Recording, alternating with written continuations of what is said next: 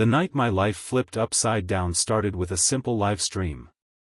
My older brother, Adrian, was hosting an event for young entrepreneurs. I had been invited to pitch my small idea, a project I had been working on quietly. I wanted to prove myself, not to the world, but maybe to him. When I stepped on stage, nerves got the better of me. My heel caught on a wire, and I stumbled forward. Gasps filled the hall. I managed to catch myself, but Adrian's laugh boomed louder than the sound system. He held up his phone, live streaming me to thousands. "Ladies and gentlemen," he shouted, "behold the family failure." The crowd laughed. Online, comments flew in faster than bullets. Memes, jokes, insults. Adrian grinned like he had won a prize. I stood there, cheeks burning, staring at the screen that displayed myself falling over and over. My fists clenched, but I didn't move. The humiliation cut deeper than any insult I had ever known. When I got home, I watched the clip again. It had already gone viral, shared across platforms, tagged to my name. My phone buzzed with notifications, each one twisting the knife. He had made me a joke. He had declared war. If you're watching this, subscribe, like and let me know where you're watching from. By the next morning, my humiliation wasn't just local. It was global. News blogs, late-night shows, and even morning talk shows replayed the clip of me tripping and Adrian mocking me. Everywhere I went, I caught whispers. Cafe owners smirked when I ordered. Strangers nudged each other when I walked past. Adrian thrived on the attention. He reposted memes, laughed at the jokes, even sold t-shirts with the words, "family failure," printed across them. My own brother had branded me as a clown. One night, I sat in my small apartment, scrolling through the mess, my chest tight with anger. That's when my phone rang. The name on the screen shocked me, Mr. Calvin, my old mentor. I hadn't heard from him in years.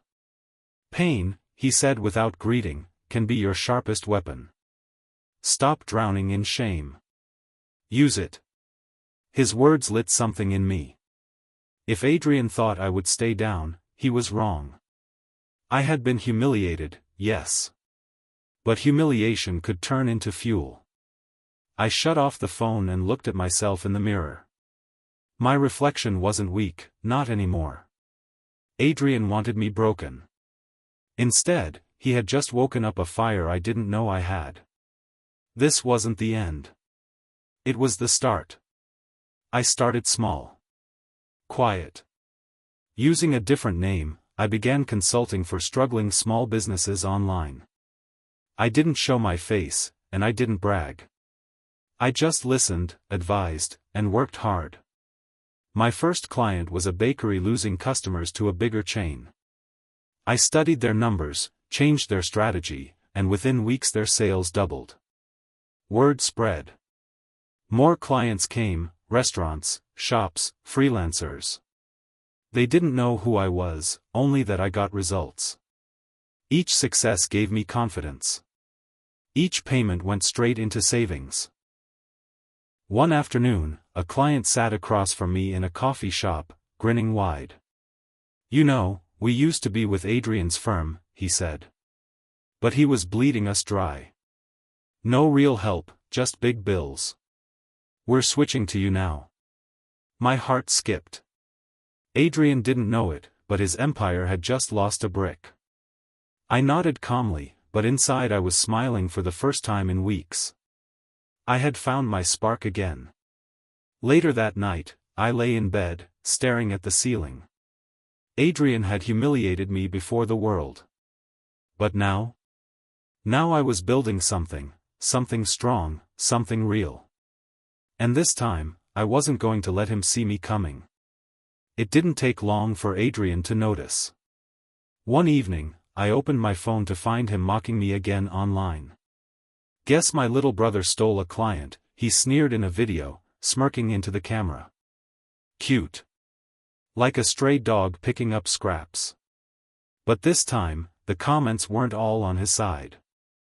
For the first time, people defended me. Maybe Amos is smarter than you think.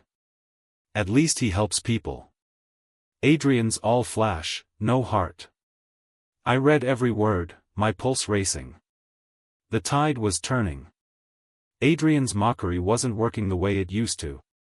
People were beginning to see through him. The next day, I heard whispers that one of Adrian's sponsors had threatened to pull out. "Stop bleeding clients," they warned him, "or we cut ties."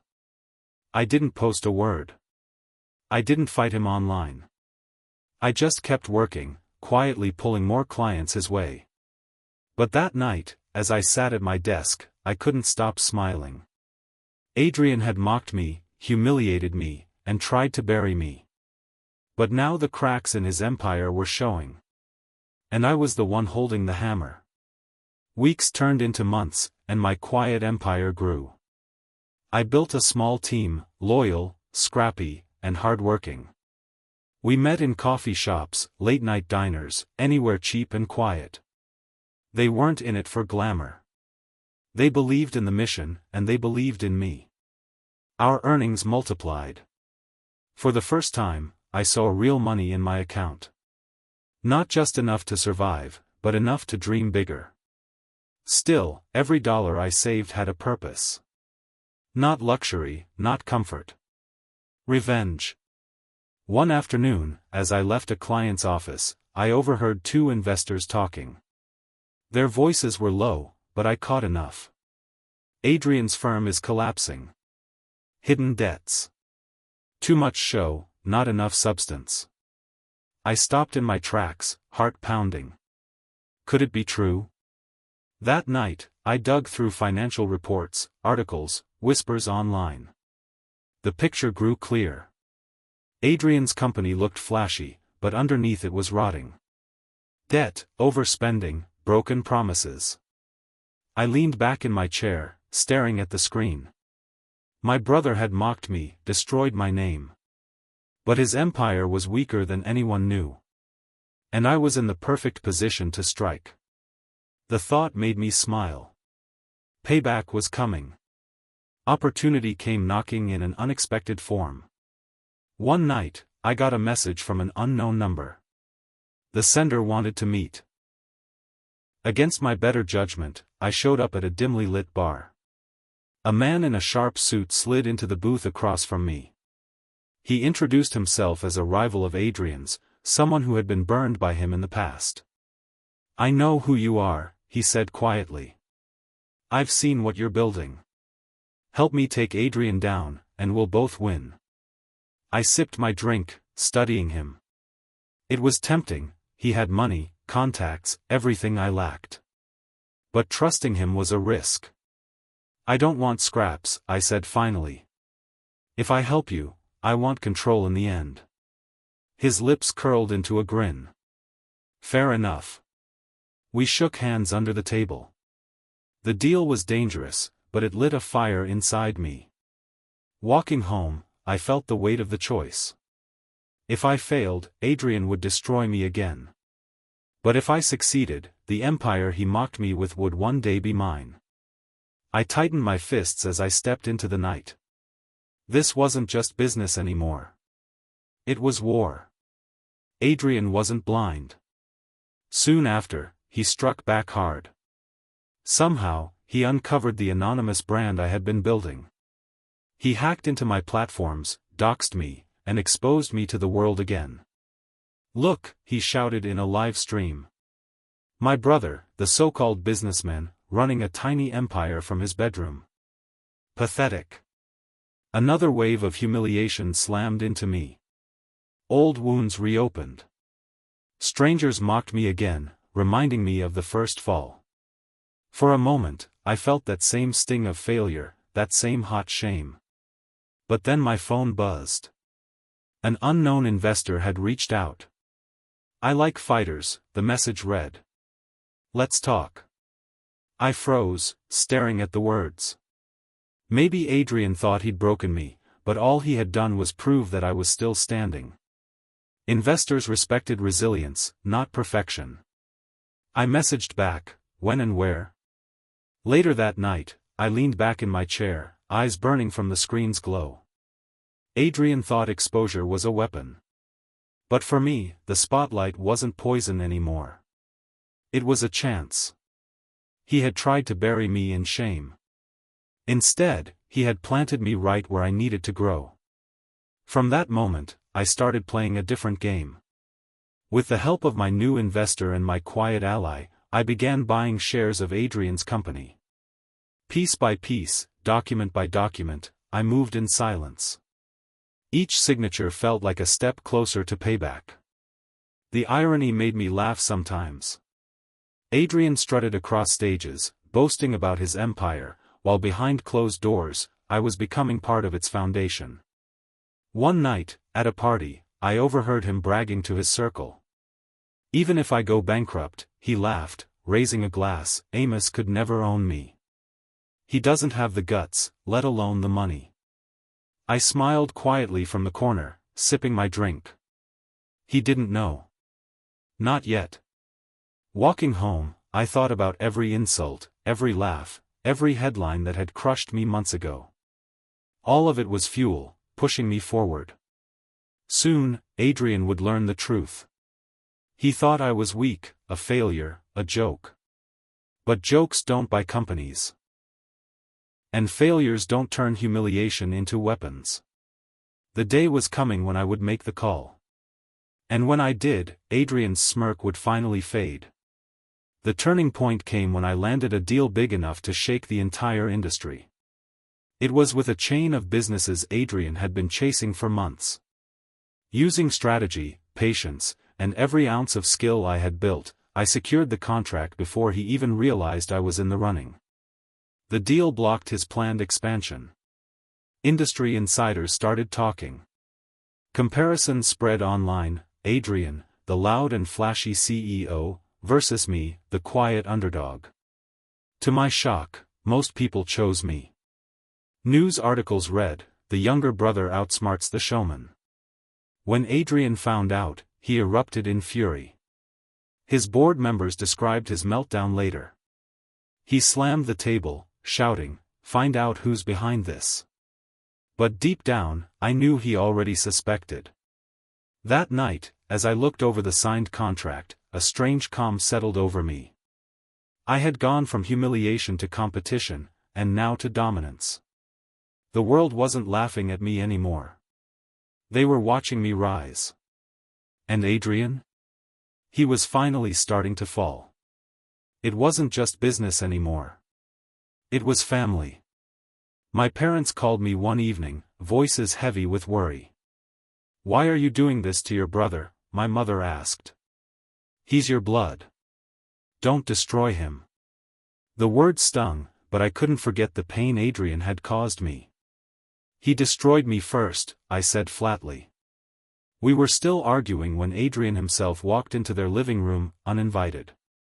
He leaned against the wall, smirking like always. "Guess Mom still loves me more," he sneered.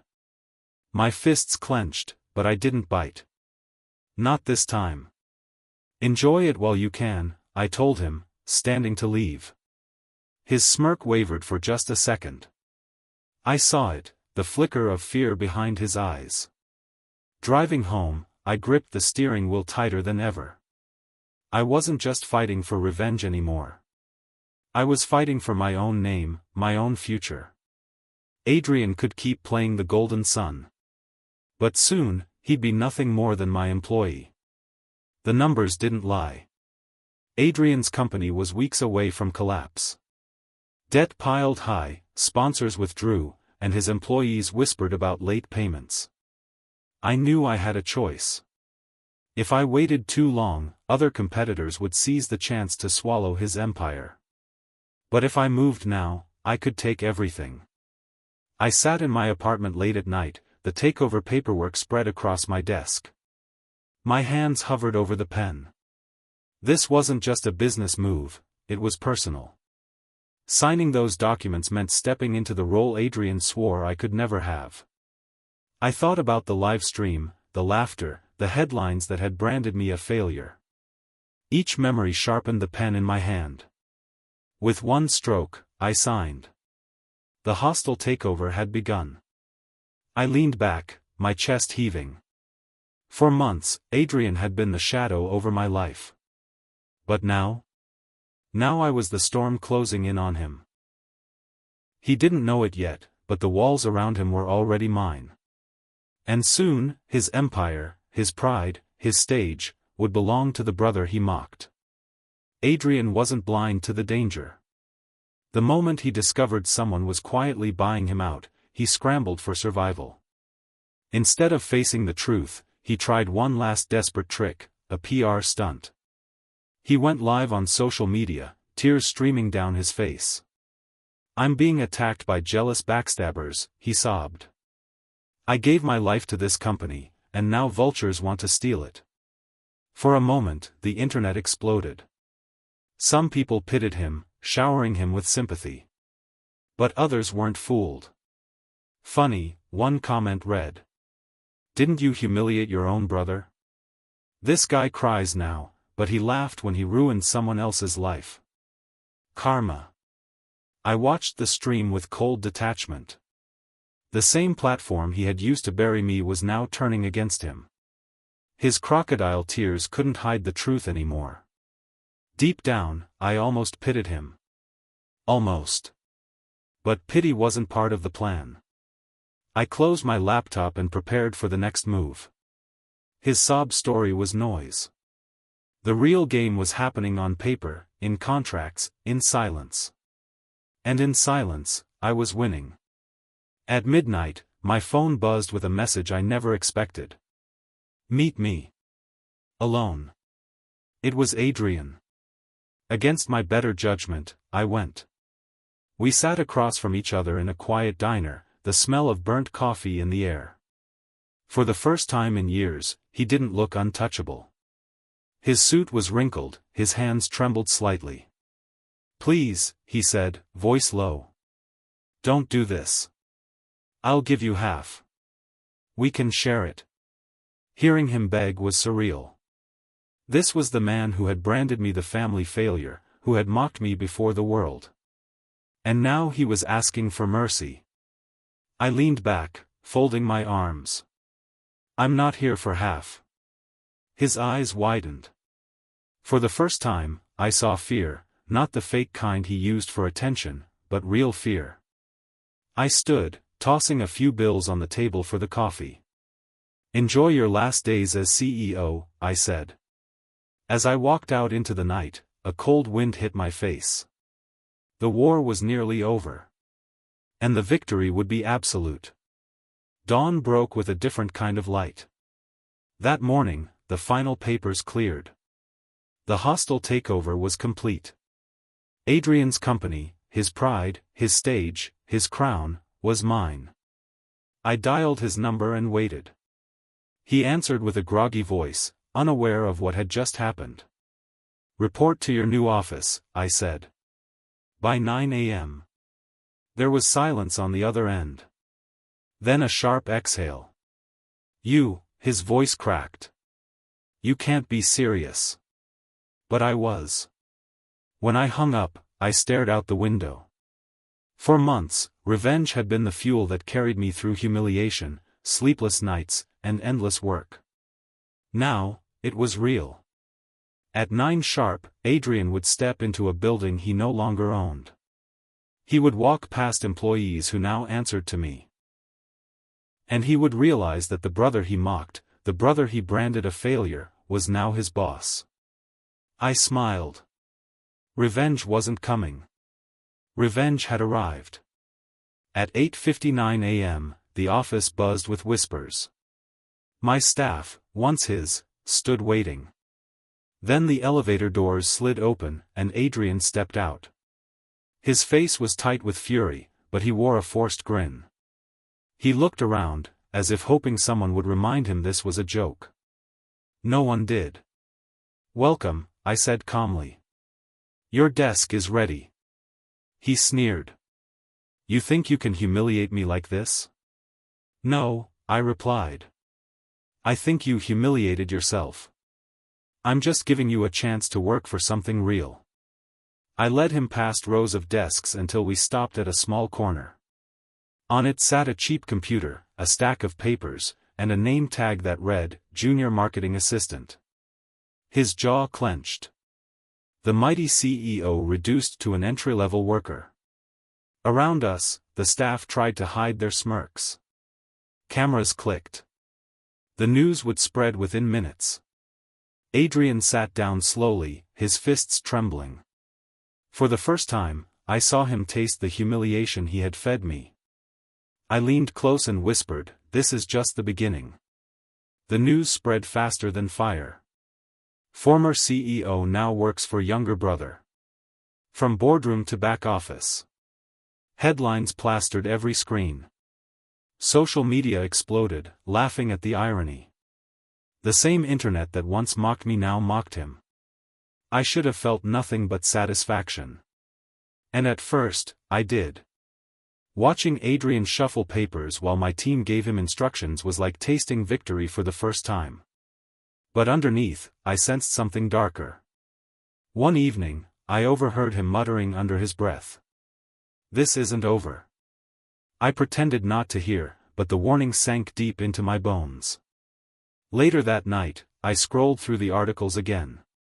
Each headline praised my rise, but every photo of Adrian looked the same, tight-lipped, burning eyes, pride barely holding together.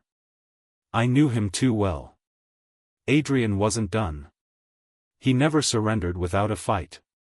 And though the world laughed at him now, I couldn't shake the feeling that behind those clenched fists, he was already plotting his next move. For me, the battle wasn't over. It had only changed forms. I was right. One morning, files disappeared from our shared drives. Confidential notes leaked online. Clients received strange, anonymous emails filled with lies about our company. It didn't take long to trace the chaos back to him. I caught him in the act, hovering over a computer, his face pale when I walked in. "What are you doing?" I demanded. He froze, then tried to bluff. "Just fixing errors." But I had already seen enough. I slammed the desk. "One more betrayal, Adrian, and I'll bury you. You hear me? Bury you." For the first time, he didn't shoot back with sarcasm. He just sat there, shoulders slumped, silence heavy in the air. I stared at him, expecting rage, expecting fire. Instead, I saw something else. Something I had never seen in my brother. Defeat. But I didn't trust it. Not yet. Walking out of that office, my chest was tight. Adrian had been dangerous when he was powerful, but he might be even more dangerous now that he was cornered. And I knew cornered men often struck the hardest. The next morning, I walked into the office and found a letter on Adrian's desk. A resignation. For a moment, I froze. After everything, after mocking me, fighting me, betraying me, he was ready to walk away. When I confronted him, he didn't meet my eyes. "You've already buried me," he muttered. "There's nothing left to fight for." The words didn't sound like him. No sarcasm, no venom. Just raw defeat. I should have been thrilled. But instead, unease settled in my chest. Revenge was supposed to taste sweet, yet here it felt bitter. I took the letter and walked out, my mind spinning. He had humiliated me, and I had returned it tenfold. So why didn't I feel satisfied? Later, I sat alone in my office, staring at the city lights. My brother had been my enemy for so long that I didn't know how to see him any other way. But now, for the first time, I wondered, what if I had already won, and dragging this out was only destroying us both? The thought haunted me more than his betrayal ever had. Before leaving, Adrian asked to speak with me privately. We sat in silence for a long time before he finally spoke. His voice was rough, unsteady. "I humiliated you because I was jealous," he admitted. "I thought if you ever succeeded, I'd lose everything.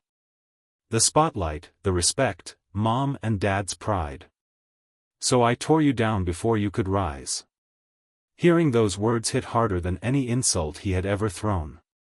For years, I had carried the weight of his laughter, his mockery, his cruelty. And now, the truth came down to this: fear. I didn't forgive him, not yet. But I understood. When he left my office, I sat there stunned. Revenge had driven me this far, but now it felt hollow. I had beaten him, humiliated him, destroyed the empire he built. And yet, instead of joy, I felt emptiness. The truth settled heavy in my chest. Revenge could win wars, but it couldn't heal scars. And deep down, I wasn't sure what I wanted anymore, his destruction or something else entirely. While I wrestled with my thoughts, the industry shifted. Competitors saw my rise as a threat and moved aggressively against me. Suddenly, I was under siege from all sides. Contracts slipped away, rivals undercut my prices, and even loyal clients began to waver. I realized something unsettling: without Adrian's deep knowledge of the market, my empire might collapse too. The irony wasn't lost on me. I had built my mission on revenge, only to find myself needing the very person I had crushed. One night, after pacing my office for hours, I picked up the phone and called him. The silence before he answered felt endless. "I need your help," I said finally. There was a pause. Then his voice, quiet, almost wary: "Help? From me?" "Yes," I admitted. "Prove you can do something real." The words burned coming out of my mouth, but they were the truth. For the first time, I wasn't asking as his enemy. I was asking as his brother. Adrian agreed, but reluctantly. Our first meeting as partners felt strange. We sat side by side in the boardroom, not as rivals, but as teammates. For hours, we tore through numbers, strategies, and rival data. To my surprise, he was sharp, sharper than I remembered. He knew the market's hidden traps, the tricks competitors used, the shortcuts that could save us. At first, I hated admitting it, but soon I realized something: he wasn't faking. He was working. Days turned into weeks, and slowly, we clawed our way back. Rivals who had tried to crush us found themselves blocked at every turn. Adrian and I argued, yes, but the arguments weren't poison anymore. They were about ideas, not ego. One night, we sealed the biggest deal of my career, a contract that secured our place in the industry for years. The client shook both our hands, smiling.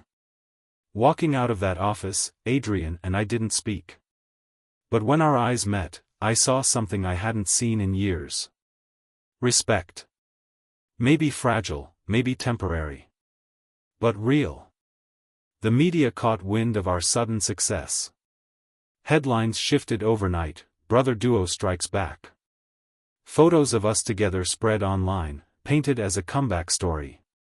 The same world that had once mocked me now called us a team. Adrian smiled in interviews, his charm flowing like it always had. He told stories of late nights, tough battles, and rebuilding together. People ate it up. But I didn't miss the flicker in his eyes. Was it genuine pride, or just another mask? Late one evening, an anonymous email landed in my inbox. It was short, sharp, and damning, a screenshot of messages suggesting Adrian was secretly negotiating with a competitor. I stared at the screen, my chest tight. Was he still the same man who had betrayed me before? Or was someone trying to poison us against each other? The line between trust and paranoia blurred. I wanted to believe he had changed. But with Adrian, trust was never simple. The next morning, I confronted him. "Are you scheming with competitors again?" I asked, tossing the email across his desk. He scanned it, then looked up at me. His voice was calm, steady. "That's the old me. Believe it, or don't." I studied him for a long moment, searching his face for cracks. But there was no smirk, no arrogance. Just exhaustion. The silence stretched until finally I nodded. "Fine. Prove it with actions, not words." The next day, he showed up at the office early. Earlier than anyone else. He was already at his desk, reviewing files, making calls, pushing deals forward. Employees whispered about the change. Some didn't believe it. But I watched him, day after day, showing up, working hard, doing what I never thought he would. Doubt lingered in my chest, but so did something else. Hope. Weeks passed, and Adrian's actions began to speak louder than his past. He landed new clients, repaired broken relationships, and even defended me publicly during a press conference. When asked about our success, he said something I never expected. "My brother is the smarter one. He built what I couldn't." There was no sarcasm, no smirk. Just humility.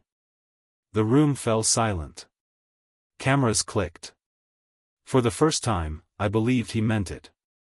Later that week, our mother came to one of our meetings.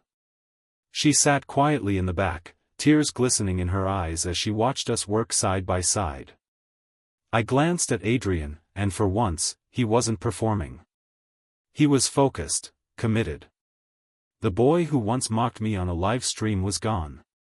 In his place was a man who finally understood what real respect meant. For the first time since the nightmare began, I felt peace stirring inside me. Standing in my office one evening, I looked out at the city lights and thought about the journey. Adrian had humiliated me, crushed me, and mocked me before the world. I had fought back, built an empire, and taken everything from him. Revenge had given me power. But redemption, that gave me peace. Adrian still worked for me. But this time, it wasn't out of humiliation. It was out of choice. Out of respect. One afternoon, as the cameras rolled for a documentary about our story, I looked straight into the lens. "Sometimes the sweetest revenge," I said, my voice steady, "is letting them change." The crew went silent. Adrian, standing just behind me, lowered his head, not in shame, but in agreement. In that moment, I realized I had finally won. Not by destroying him, but by giving him the chance to rebuild. And by proving, to him, to the world, and to myself, that I was never the failure he said I was. I was the brother who rose. Thank you for joining me on this journey. If you like this story, please like this video, subscribe to the channel, and share your impressions of this story in the comments. To listen to the next story, click on the playlist now.